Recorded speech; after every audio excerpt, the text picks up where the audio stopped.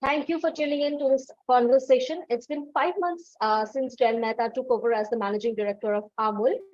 He, however, has been associated with India's largest dairy brand for more than 31 years. Let's hear from him about how he wishes to steer Amul in for, say, the next decade, the current challenges in the dairy sector, and more. Welcome, Mr. Mehta, to BQ Prime. I would like to know what are the few key areas that you would like to focus, and could you also give us a sense of the kind of growth you are targeting? Thank you so much for having me on the show.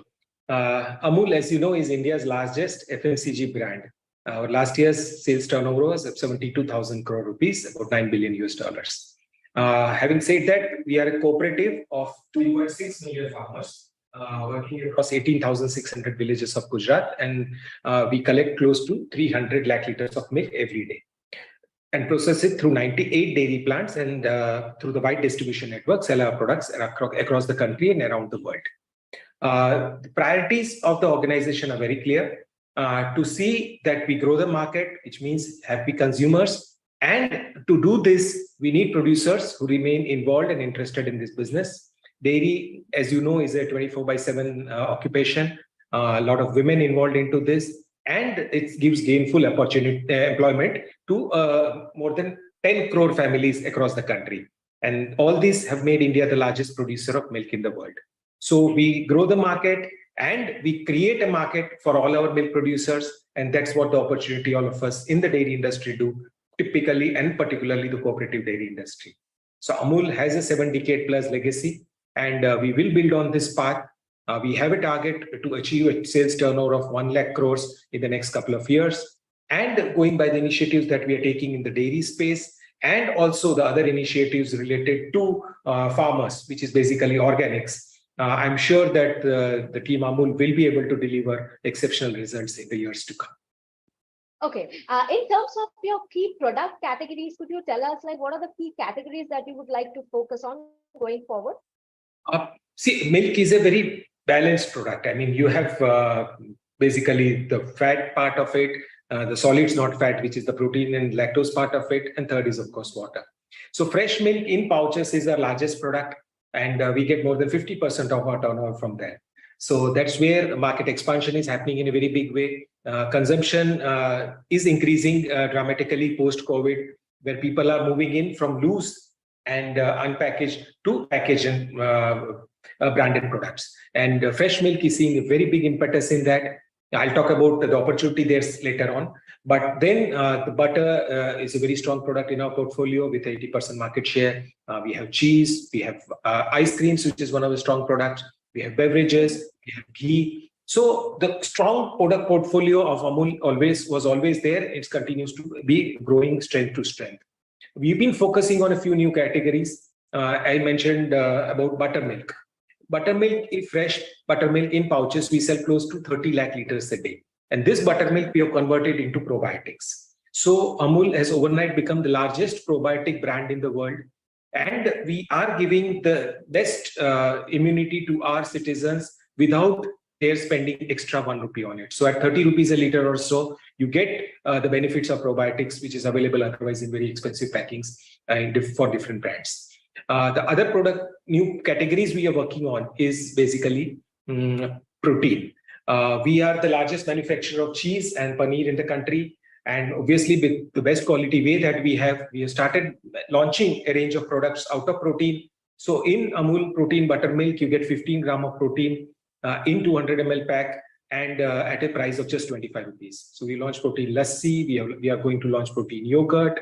We launched protein ice creams, protein cookies, and we shall be launching a range of protein-based products, including protein milk, protein shakes, and even protein cereals and snacking items and so on.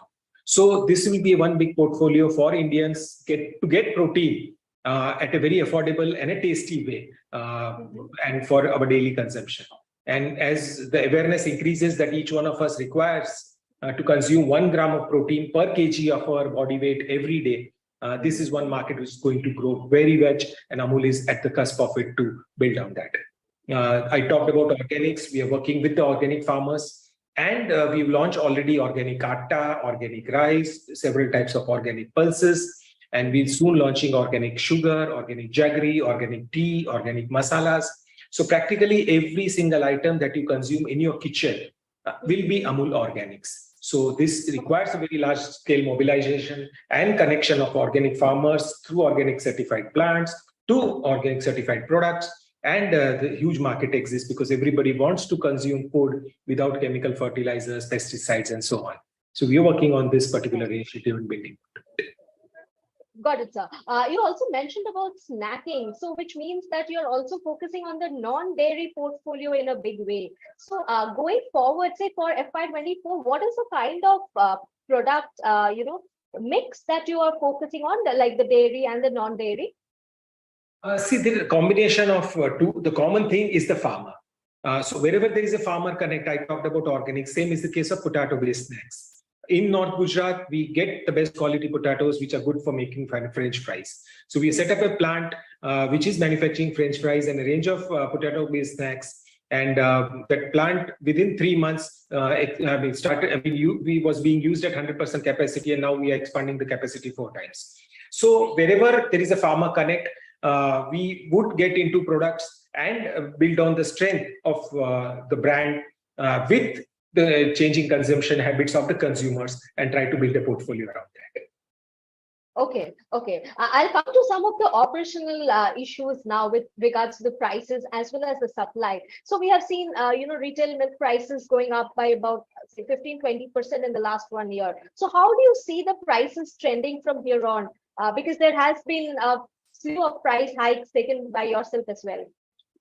I wish the price increase was as high as you mentioned. Unfortunately, it's not so. The price increase was in the range of 8 to 10% in last 1 year. But okay, you can see that it happened after a period of 2 years of COVID. So if you look at now overall last 3 to 4 years of the window, we have not increased price more than the average rate of inflation, which is about 5 to 6%. So things have to be looked at in perspective. There is no other way to compensate the farmer but to take a marginal increase in price, because you could see there was an increase in cost of feed fodder. There's an overall inflation was also hurting the farmers, and because we could not take any price increase due to COVID for 2 years between 2020 to 2022, we had to take some increase last year. But having said that, the situation is pretty good. Milk production is on the rise across the country. And all the dairy cooperatives and the companies by and large are having enough supplies of milk, and the monsoon is set in the country. And I'm sure the outlook in the months and year to come is quite positive, which is good both for the consumers as well as the producers. All right. So does that mean that you will not take any more price hikes in the next few months, given that? Given the current situation we are in, as I mentioned, particularly for Gujarat, I can say with confidence that the monsoon did come in. I mean, it came in a bit early thanks to the cyclone. But see, what happens is farmers need an assured source of fodder. So now with green fodder growth going now across the state, things will be pretty comfortable. And given the other situation in the country is pretty under control, we don't see any reason right now to even think of about any price increase. Got it. So we have seen a shift from the unorganized to the organized and branded products, especially post-pandemic. But, very recently, we are also seeing the unorganized players gaining a little bit because of the price hikes that were taken. So do you see that as a concern? How is it? How do you view the competition from the unorganized players?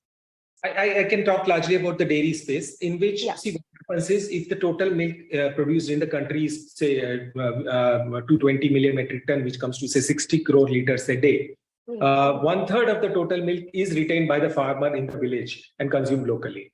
So then from the balance which comes into the market, it's about, say, 14 to 15 crore liters. Amul handles close to 3 crore liters of milk per day. And the balance out of between 15 to say 20 to 25 crore liters of milk is usually in the unorganized sector. And that's where the halwais come in and the dudhiyas come in and so on and so forth. What has happened is the gradual shift, which was gradual actually, was just 1 to 2% consumer shifting every year from loose and unorganized to organized and branded. During COVID, we saw a major shift, which is close to, say, 4 to 5% of switch happening. And now this is the great opportunity for the dairy sector. To just articulate this in numbers, 5% of 60 crore liters is 3 crore liters. which is what the volumes we handle in a year. So practically, we have an opportunity to add one more Amul every year in the Indian dairy space. So, and we are the biggest and the strongest and the most trusted brand. So we are ourselves wanting to seize this opportunity and grow. And I'm sure consumers do go back to old habits. But COVID has taught us one important lesson, that we cannot compromise on our health, on our immunity, on our food. And that's where this trend is going to stay. And while, unorganized sector may get a little bit of opportunity to seize on this, but overall the sense across the nation is that consumers are very clear of what they want to consume, and that's what we need to do ourselves, put our act together. We are expanding our capacities. We are building on various products, be it ice creams. We are increasing our capacity by 50% year on year. In beverages, we expanded the capacity. Fresh milk handling, we are expanding capacity, adding more plants, and wanting to take the best advantage of the situation that's available to us. Got it. So from the 98 milk processing plants, the number is going up, is what we understand, but is there a number to it?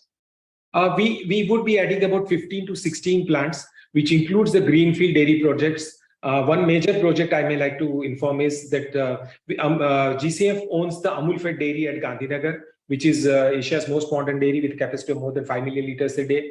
We are putting up part 2 of this dairy at Rajkot in Saurashtra with a capacity of more than 20 lakh liters per day.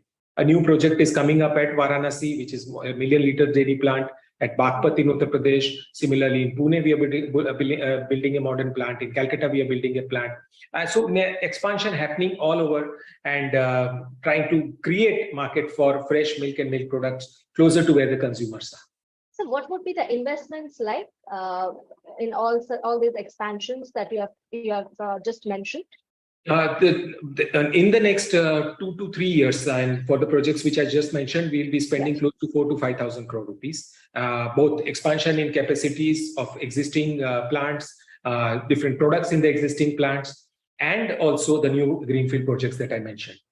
In ice cream and other products, for instance, we will be investing close to 1,000 crore rupees, and part of that investment is under the PLIS. So a lot of support and encouragement for the dairy industry, for the organized food sector, and this is actually a very great tailwind for the sector. Got it. So, you mentioned about the 1 lakh crore target for the next couple of years, but for FY24, I would like to know, FY23, we have seen an 18% growth, right? So do you think that that kind of growth is likely to be sustained in this ongoing fiscal? Yeah, I think it's very much possible. In our first quarter, growth also has been double digit, despite the summer not being as it was expected, and which did affect a little bit the beverages, the ice creams, the buttermilk curd kind of a business. But on the whole, we see that the trends are very, very positive for the sector. The growth in milk production is happening, and the growth in milk consumption is happening. So we are confident to achieve a double-digit growth and hit our targets of about 66,000 crores, which we have taken for ourselves for GCF as such. And overall, we'll be using definitely 80,000 crores. Got it. So is it right to say that 18 to 20% is something that you would like to target for FY24? Absolutely, yes, absolutely. All right. That's all from my end. Thank you so much, sir. It was a pleasure talking to you. Thank you so much. And thanks once again for having me on the show. Thank you, sir.